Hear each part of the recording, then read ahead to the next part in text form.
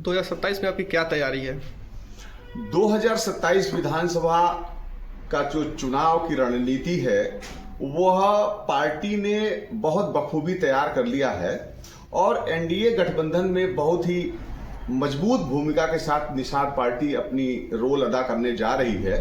और आपको अवगत कराना है कि आने वाले 2027 में उत्तर प्रदेश में जो विधानसभा के चुनाव होंगे उसमें निषाद पार्टी अपनी भूमिका अहम भूमिका के रूप में लेके आ रही है और उसमें जिन सीटों की श्रृंखला बन चुकी है उसकी सीट की जिन जिन सीटों पे हमारी दावेदारी है उन सीटों की लिस्ट हमारी लगभग तैयार हो चुकी है। माननीय मंत्री डॉक्टर संजय कुमार निषाद जी ने उसके लिए हम लोग को एक बैठक जल्द ही करेंगे और उस बैठक में यह तय होगा कि हमारी बहुलता कहाँ है और निषाद समाज अपने प्रखर रूप में किन किन विधानसभाओं में काम कर रहा है। पार्टी के सभी पदाधिकारी निरंतर चल रहे हैं और इसके साथ ही साथ बिहार चुनाव के तुरंत बाद हम लोग की इस पर बैठक शुरू हो जाएगी और मुझे लगता है कि निषाद पार्टी अपने अहम भूमिका में निरंतर बनते हुए चली आ रही है।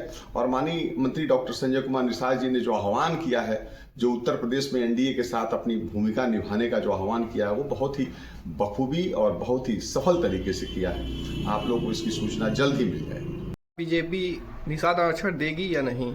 निषाद आरक्षण भारतीय जनता पार्टी को बड़े भाई और निषाद पार्टी छोटे भाई की भूमिका में हम लोगों ने अपनी बात रखी है और आपको अवगत कराना है कि भारतीय जनता पार्टी अपने उन कोर टीम के साथ इस बिंदुओं को निरंतर डिस्कस करती हुई आ रही है।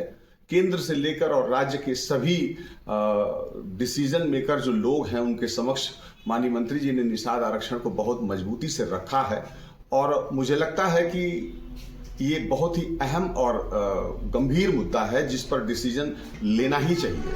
आपको पता होगा कि केवल उत्तर प्रदेश ही एक ऐसा राज्य है जहां निषाद आरक्षण नहीं प्राप्त है। बगल का राज्य उत्तराखंड, वहां निषाद आरक्षण प्राप्त है। वहां पर निषाद समाज जो है वो एससी कैटेगरी में आता है।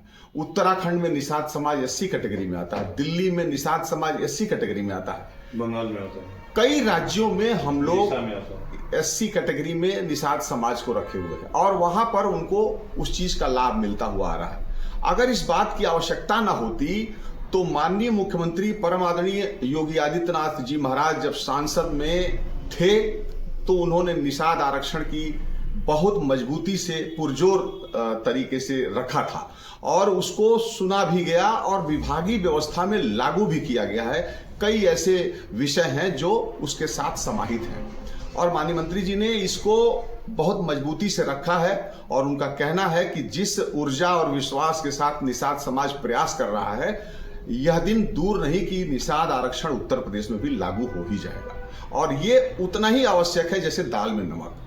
दाल में नमक की जितनी भूमिका है उतनी ही निषाद आरक्षण की सामाजिक रूप से भूमिका है, क्योंकि यह समाज बड़ी संख्या में होने के बावजूद भी उपेक्षित है। अपने हक और अधिकार के लिए आज भी इनको जूझना पड़ता है। थाने में इनकी सुनवाई नहीं होती है, तहसील पे सुनवाई नहीं होती है, अधिकारी इनको उपेक्षित समाज गिनता है। और मैं मानता हूं कि अगर निषाद समाज आरक्षित हो जाएगा तो मुझे लगता है समरसता की एक दुकान खुल जाएगी और एक समरसता की व्यवस्था कायम हो जाएगी। पिछली बार निषाद पार्टी 16 सीटों पर लड़ी थी, इस बार बीजेपी कितना सीट देगी?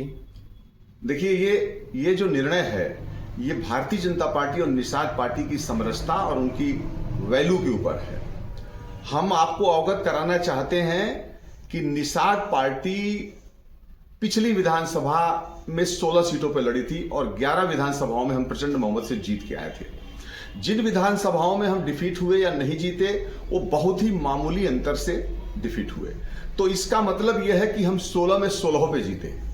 अब आती है बात कि इस विधानसभा में निषाद पार्टी कितने सीटों पे लड़ेगी, तो मुझे ऐसा प्रतीत होता है कि हम अपनी भूमिका को निरंतर प्रखर बनाए जा रहे हैं। तो भारतीय जनता पार्टी उन लोगों को निश्चित तौर पे अपने संगठन में कहिए या अपने सहयोगी दल की भूमिका में कहिए, निषाद पार्टी को बहुत ही ज्यादा वैल्यू देती है और मुझे लगता है कि जो 16 का आंकड़ा था वो इस बार डबल होके आएगा। हम लोग कम से कम 25 से 30 सीटों पर मिनिमम लड़ने की तैयारी में है। तैयारी तो मेरी पूरे प्रदेश में है, लेकिन जिस पर हम अहम भूमिका में है और जो हमारे हक और अधिकार के हिसाब से सीटें चाहिए उन सीटों पर हम बहुत ही मजबूती से निकल के आएंगे और वो सीटें हैं लगभग 30 से 32 सीटें, और मुझे लगता है मंत्री जी उसकी लिस्ट तैयार भी कर चुके हैं और भारतीय जनता पार्टी उसके लिए मुझे लगता है कि हम छोटे भाइयों को निराश नहीं करेगी और एक सम्मानजनक सीट हम लोग को जरूर देगी लड़ने के लिए।